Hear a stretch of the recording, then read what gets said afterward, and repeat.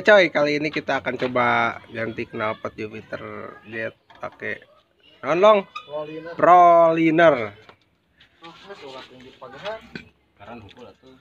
Iya, knalpot burik ya, CLD Ijang Ninja Patak.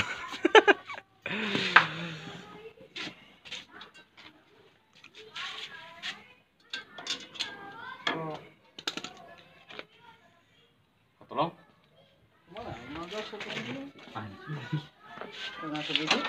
Dua.